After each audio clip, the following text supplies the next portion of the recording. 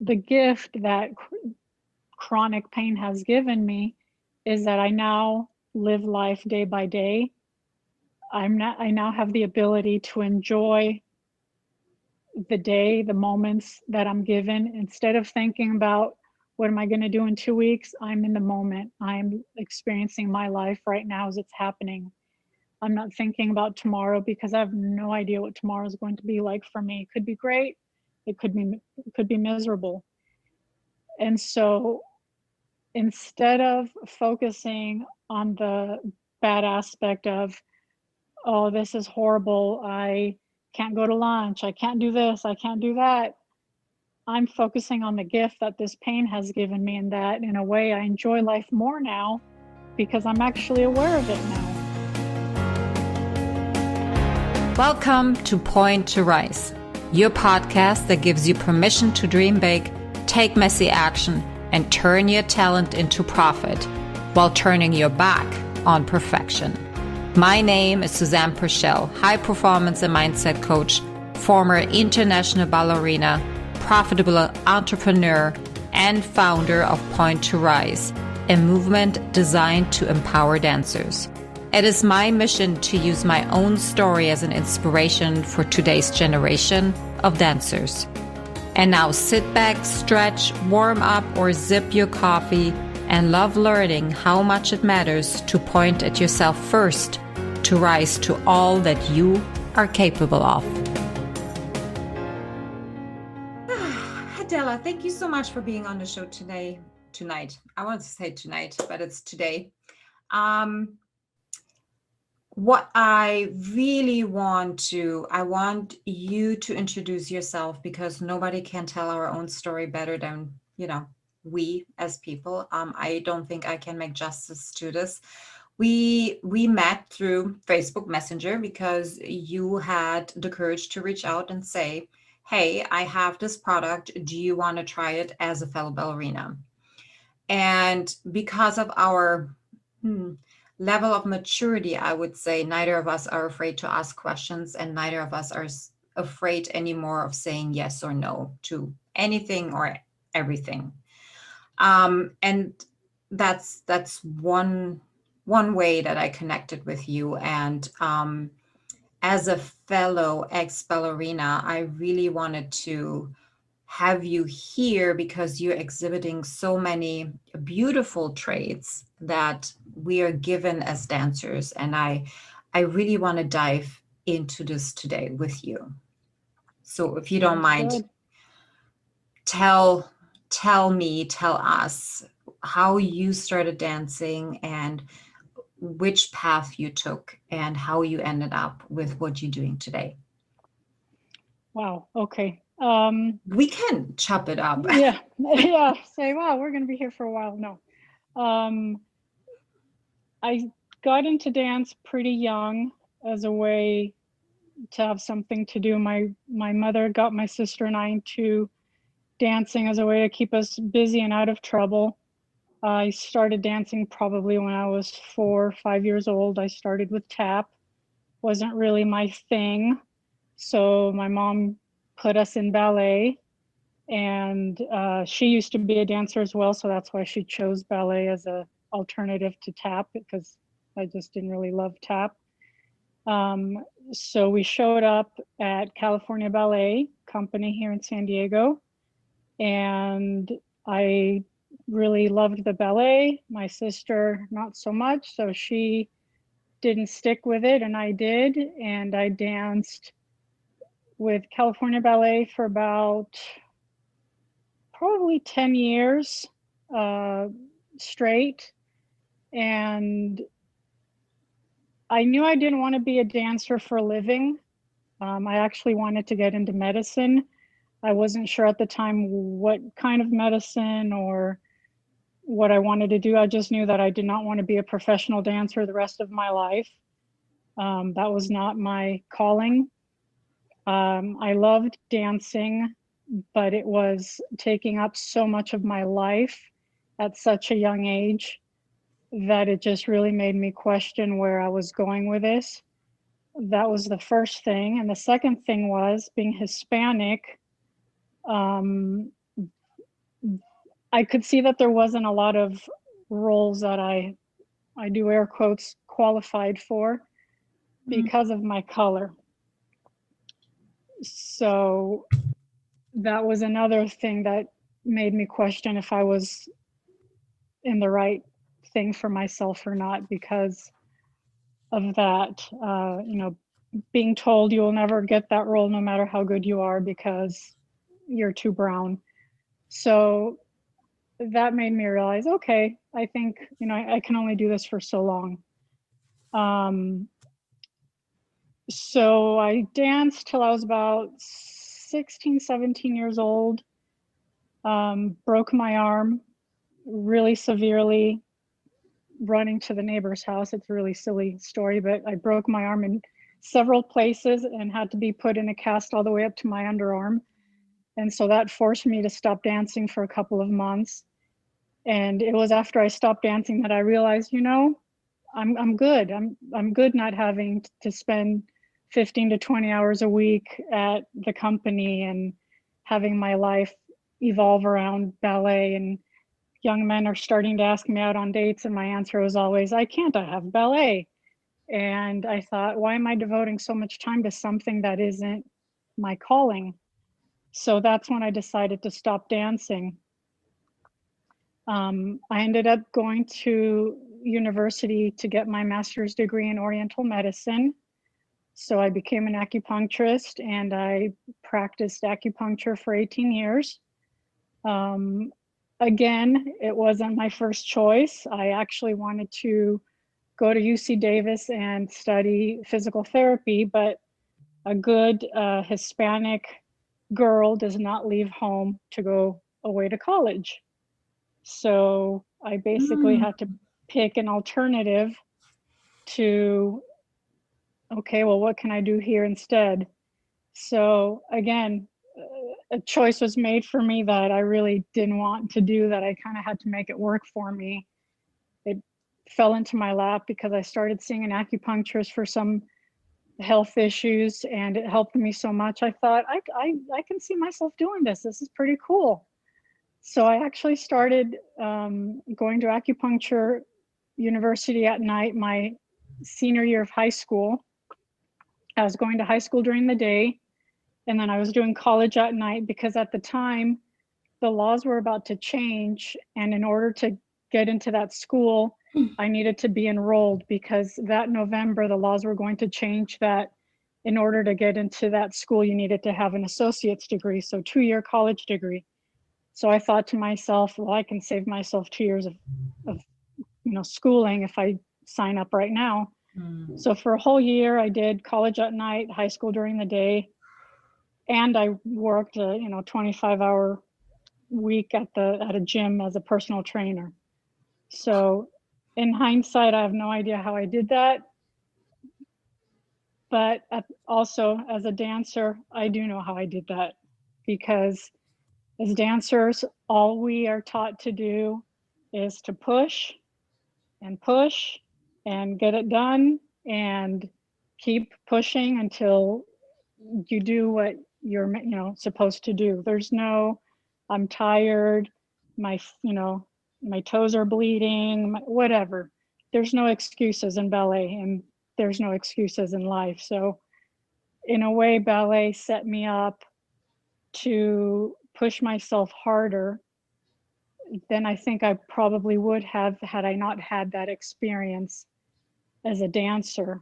I've always just pushed through, and shoot forward. I retired from acupuncture because I had a car accident that resulted in me having my neck fused. So anyways, I ended up having 2 spinal fusion surgeries that left me fused from C4 down to C7 and a lot of nerve damage. I suffered a spinal cord injury, which left me with my left arm pretty much useless. Took 2 surgeries and a lot of physical therapy to get my arm working again and to get everything working again. And a lot of pain in the meantime. I'm still in pain because of all the permanent nerve damage that was basically left over from the accident.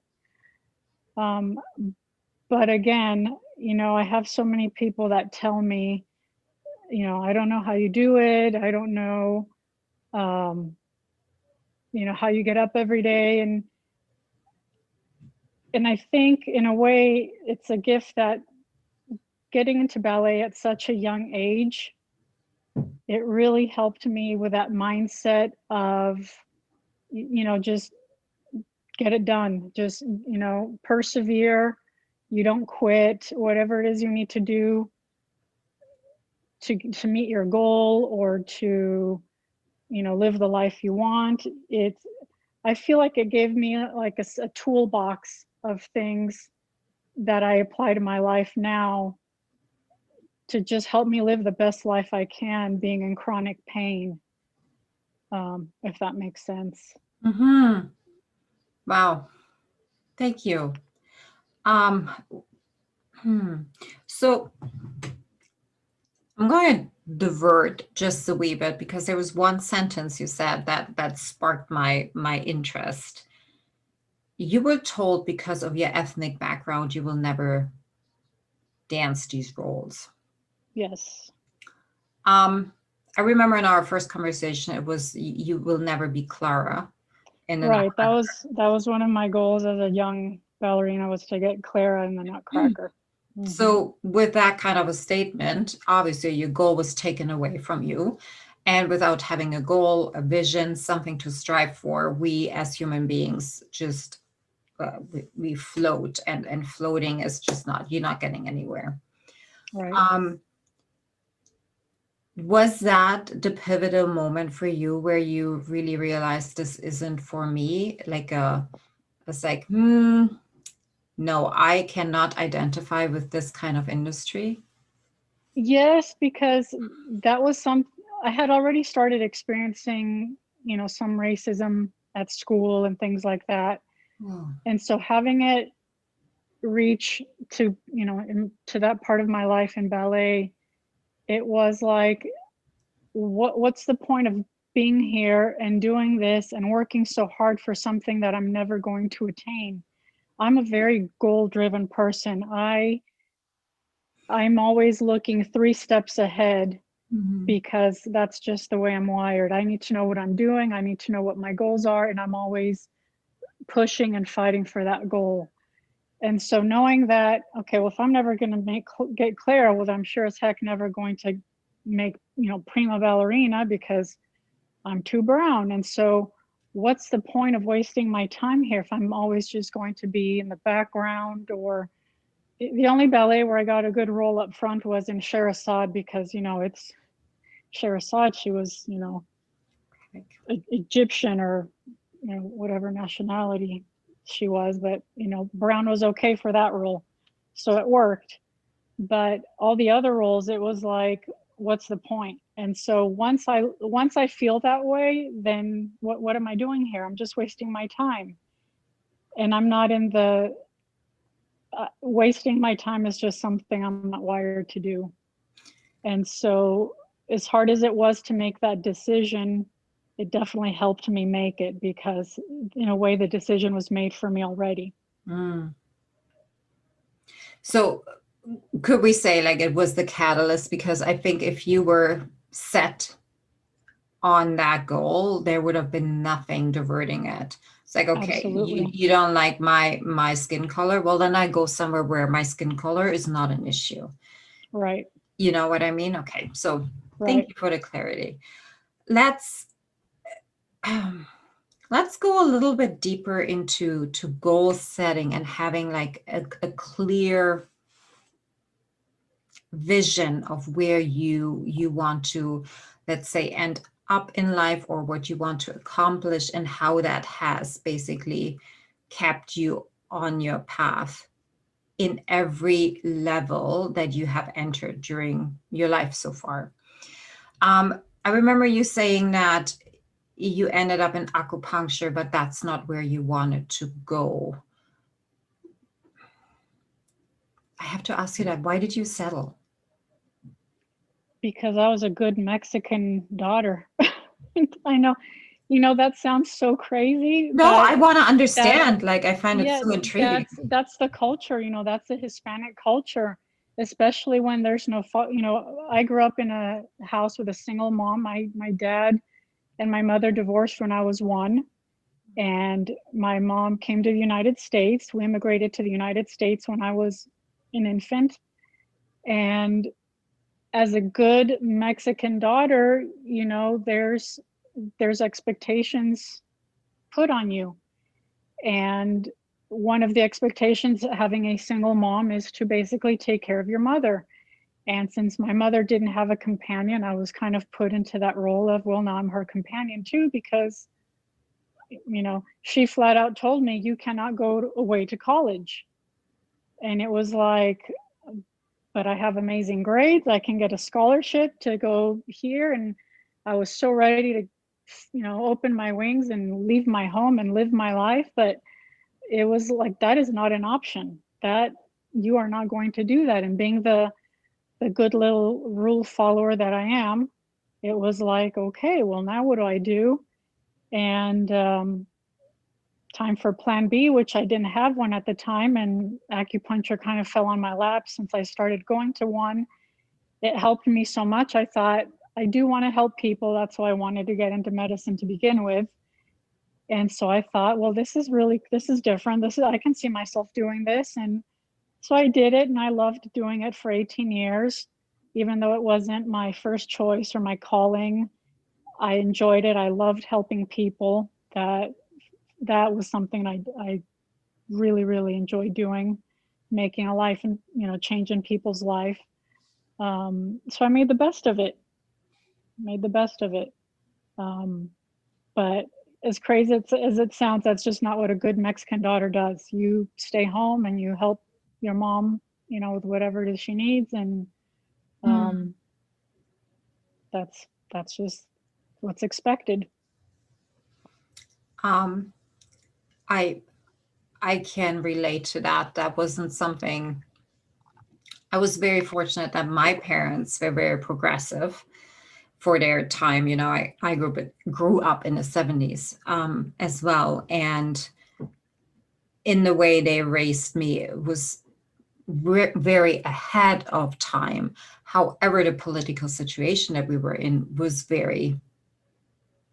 This is just not something you do thinking for yourself, or having like any kind of entrepreneur spirits, or and breaking through that, or let's just say accepting it for what it was and finding your way, not through it but around it, to still have a happy life, and to yeah, make a compromise, basically. I think Mm-hmm. that's what Yeah, it is a that's what it compromise. is, right? Yeah. Mm-hmm.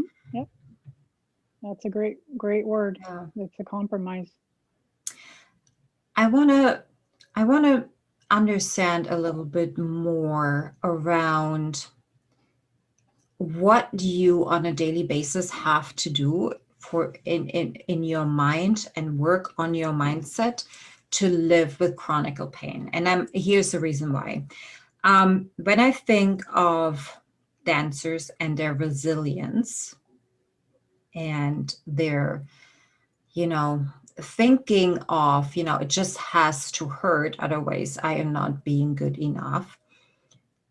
You kind of showcase that is, there is so much more to life than just the pain that we encounter in life. And here is what you learned on how to live with it through strengthening your mindset. Does that make sense?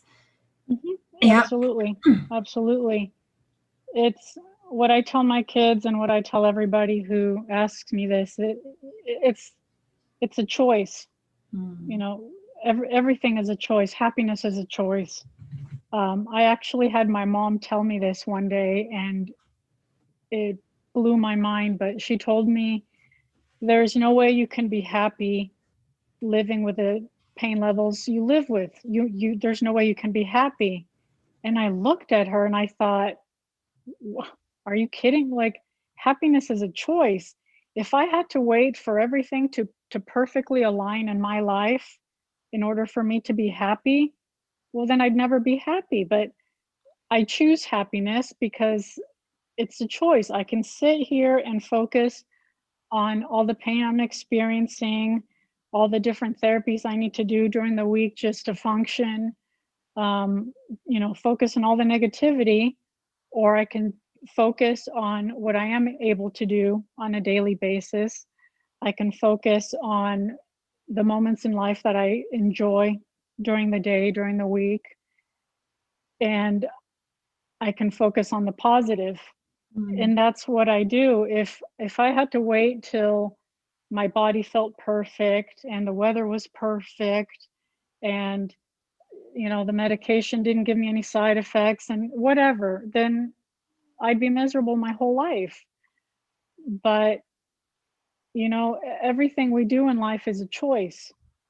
And so the mindset for me, it's finding the strength to just start. And this is something I tell my kids all the time because I hear the whining, the complaining about, oh, I'm just not in the mood or whatever. The hardest thing to do is to just start.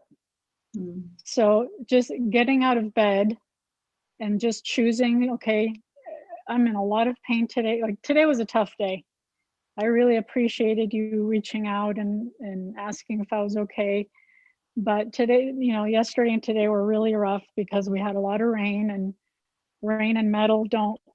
don't go well together. So I can feel, everything swelling in my neck.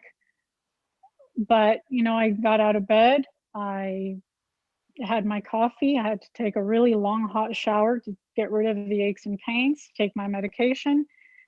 But it's just that act of starting that puts me in that mindset of what I need to do to live my life Mm. and living my life to the fullest. Not just, I don't want to just get through the day. That's not living. I want to accomplish things. I want to set goals for myself. That's why I started doing that savvy business that I'm doing because my kids are now both in college. They need mom, even though they're doing college from home. Right now, they need mom a whole lot less than they used to when they're younger.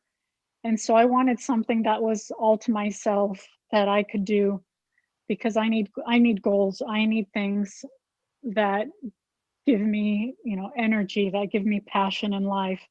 And as much as I love being a wife and a mom, I'm also a woman who likes to feel accomplished because I've always been very accomplished my whole life. When I got my acupuncture license, I was the youngest licensed acupuncturist in the state of California. So Mm. I thought, what can I do next? And so this opportunity fell in my lap, so to speak. And it was perfect for me because it's something I can do working around my pain. Yeah. And it's also very goal driven, trying to make sales or just meet new people to introduce the business to. So all those things have to do with what mindset I'm putting myself into. And what I like to say, I'm either a victim or I'm a victor. So which will it be? And I refuse to be a victim. That's just not an option for me.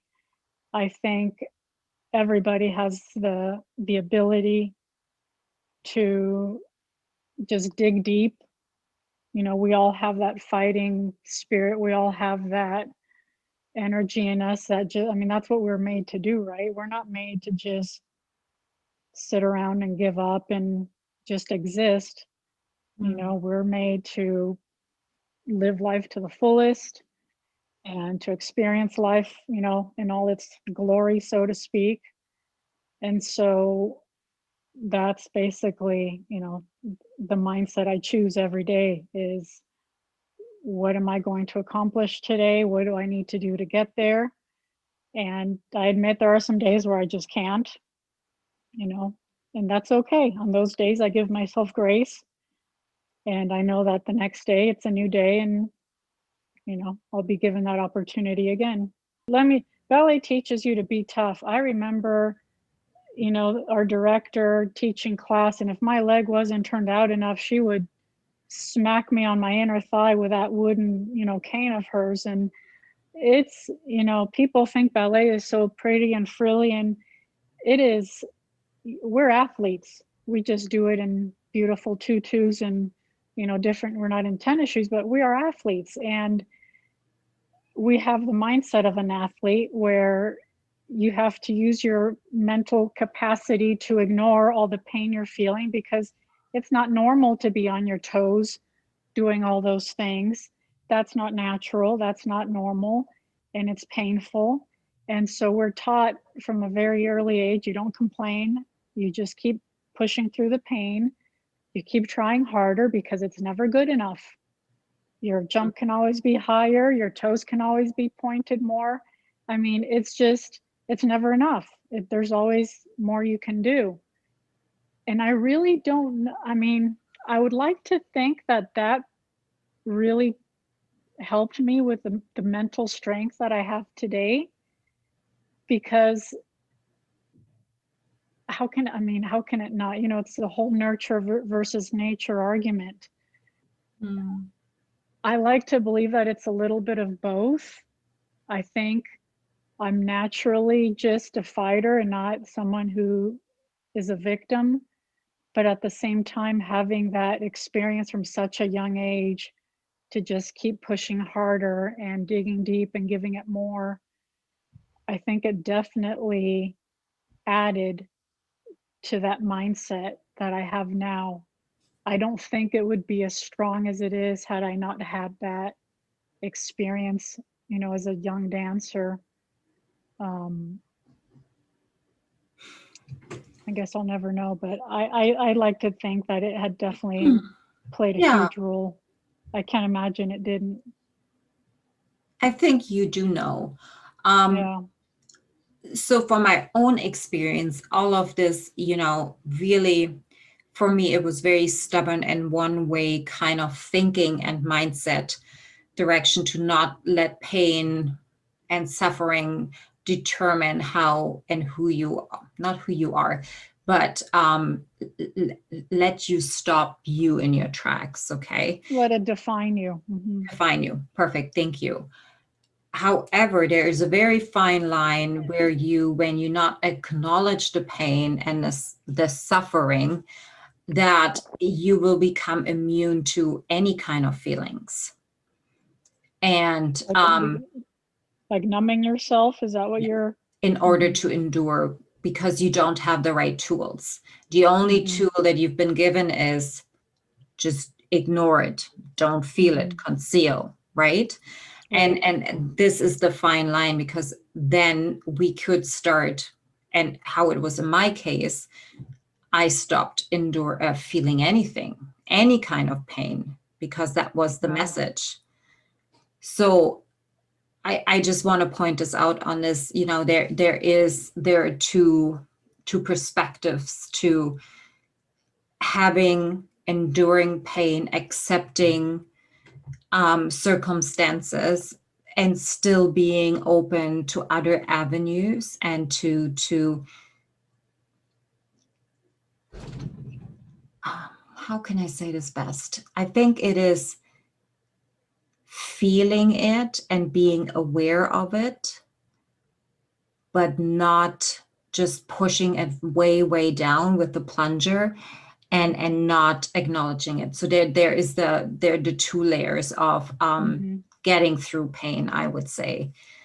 And the second part that I just mentioned is the dangerous part, because if we don't acknowledge that we're having pain in any kind of level or facet or color, then we're like taking that humanness out of us. We all struggle with something, and struggle will always push us forwards, because we need to experience the struggle in order to grow.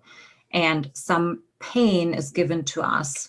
Most people that hit rock bottom and they get back up, they come out stronger because of the pain they endured, and to understand that, oh wow, it opens another door for them. you getting in your car accident. That was some sort of rock bottom for you because you had to completely renegotiate with yourself, relearn, Yes. re-understand, um, yeah, relearn on how to function through a day on a level that will give you the happiness that you are wanting out of your life. Not only that, the car accident, the the years of pain before my surgery, because my surgeon was very, very conservative, and spinal, you know, spinal surgeries are very dangerous. They don't want to do them unless absolutely necessary. And Right. my doctor was very conservative. So I had almost 2 years of living in agony Okay. of pain levels, 7 and 8, and some days 9, where um, I, suicide popped into my brain a few times because the pain was so Right. unbearable. And so I had my first surgery. That didn't fix the issue. So then I had to have a second surgery. The one thing I always tell my kids, because I like to teach my sons, anytime anything hard in life happens to you, instead of complaining about it, instead of feeling sorry for yourself, look for the gift look for the opportunity, look for the gift that situation created for you. So before my car accident, I was a total type A neurotic, plan everything out. I could not enjoy the moment because I was so busy looking 5 days ahead, 5 months ahead. I could tell you in May what my December was going to look like, because I was that goal driven, that neurotic, that always looking ahead, because I always had a goal, or um, I just had this need in me that I have to accomplish all these things. Mhm. Well, Check when the you live, boxes. yeah, exactly. And so when you live in those levels of pain, if a girlfriend asked me on Friday, "Do you want to go to lunch on Monday?" Girlfriend, I have no idea what Monday's going to be for me. I might not be able to get out of bed. I might be okay and feel great. So, can I let you know Monday morning? When you live your life and not having any idea what you're going to wake up to or what you're going to wake up with, it really forces you to live life day by day. Mm. And so the gift that chronic pain has given me is that I now live life day by day.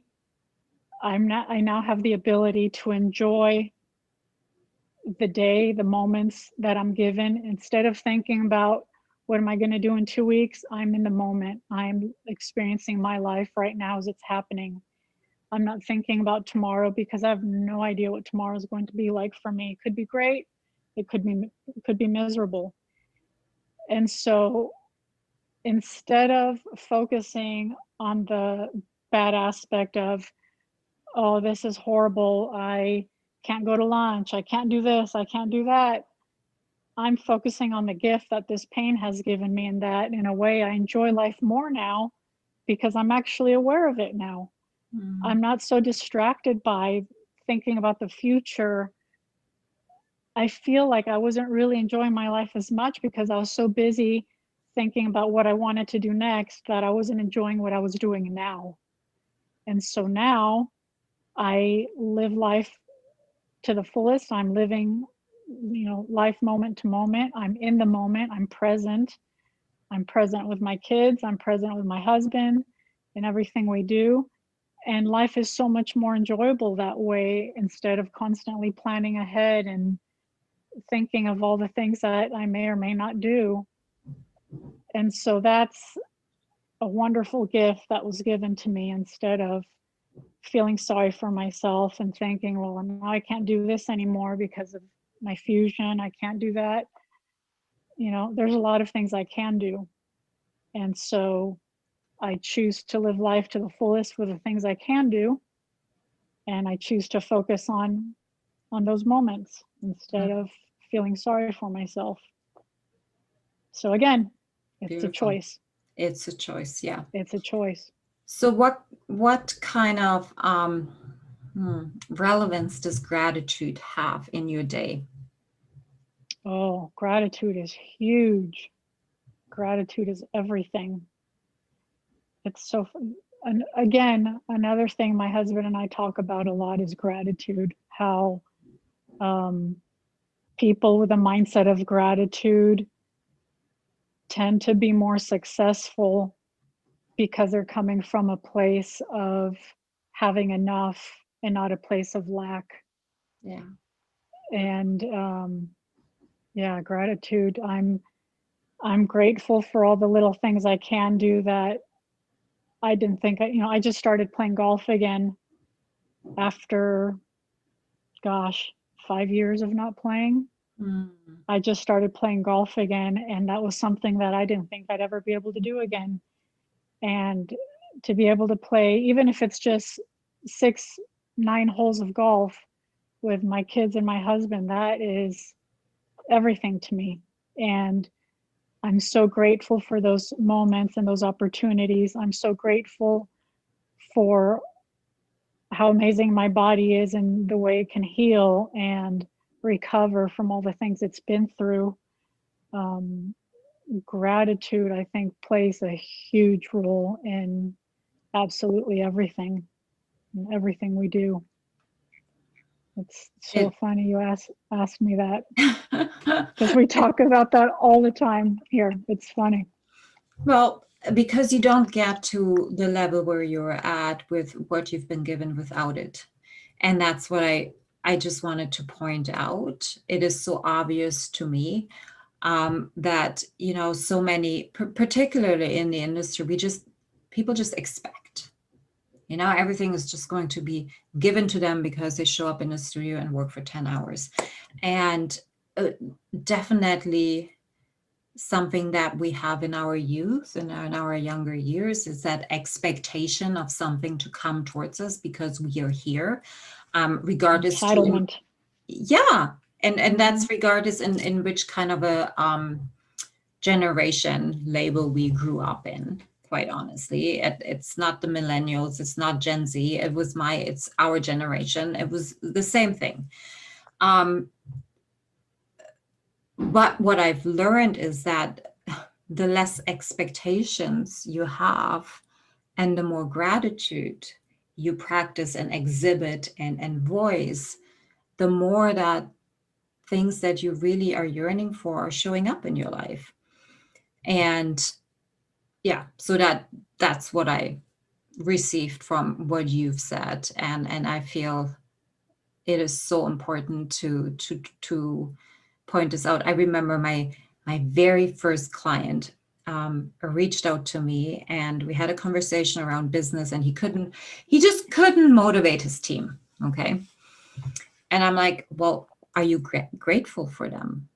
Are you telling them how valuable they are for you?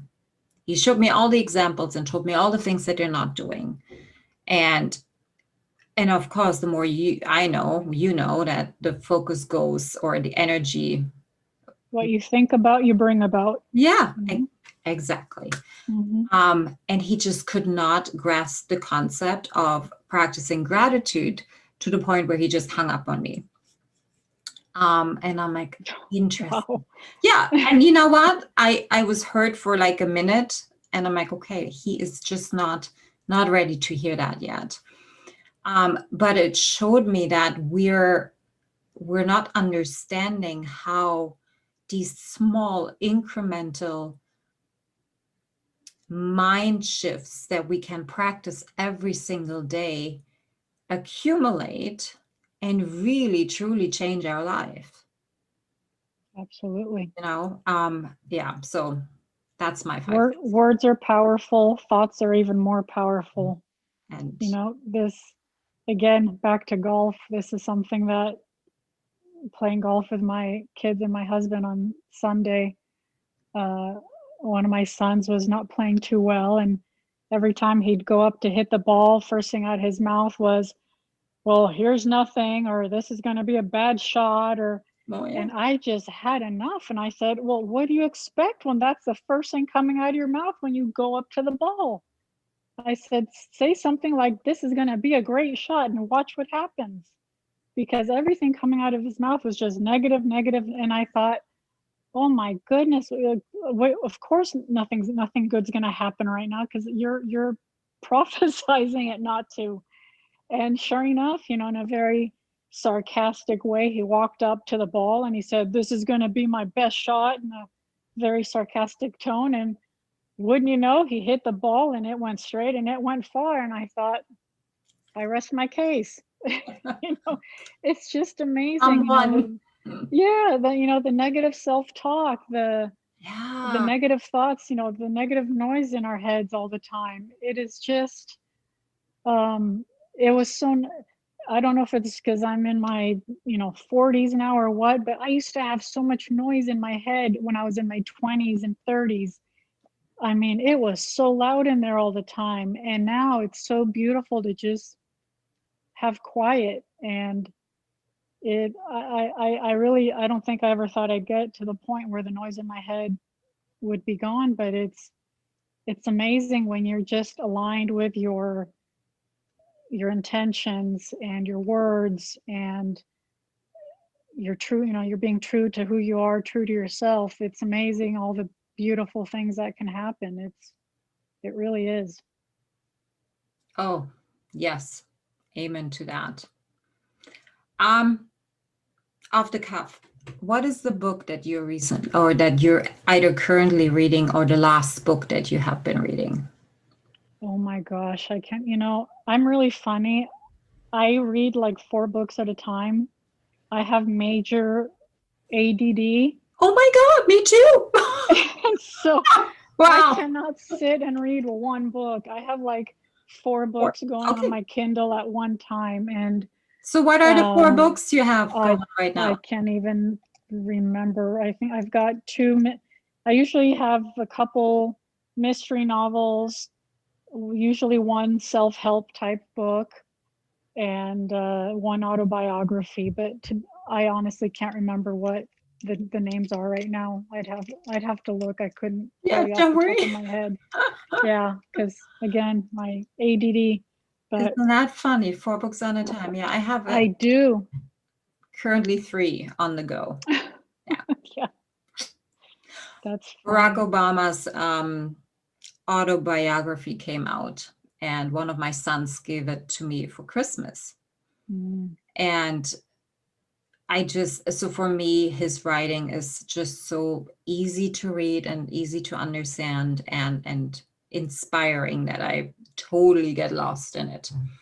For somebody that, never really liked reading because I would just fall asleep, that's definitely one of 2020's gifts that I have received, to slow down enough to give myself the time to just sit and take in. Yeah. A little gift of quarantine life. Yes, definitely. All right. Last question, my dear. What is one thing you would tell your younger self, let's say your 16, 17, 18-year-old self? What is, if you could have the chance to have a conversation with her, what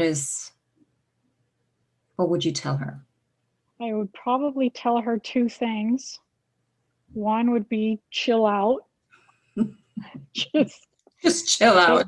Take a breath, chill out, because again,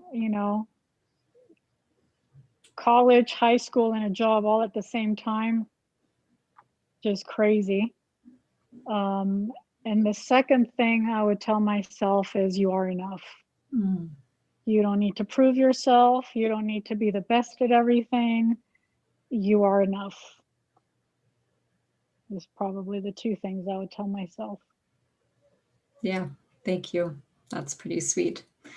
Thank you so much, Adela. That was such a beautiful, soulful conversation. I really appreciate your time And whenever those pants are back in stock, oh man, I need to have more pants. Yes, I'm ma'am. keeping my eyes open for you. The second they restock, they're yours. Thank you so much, my darling. Thank you, Susanne. Have a happy new year. Yeah, you too. Thank you so much for listening. If this message resonates with you, please pass it on to someone who needs to hear this right now. And if you like what you've heard, your feedback will go a very long way. If you just take 30 seconds and leave me a 5-star review, that would mean the world to me. Till next time, point at yourself to rise to all that you are capable of.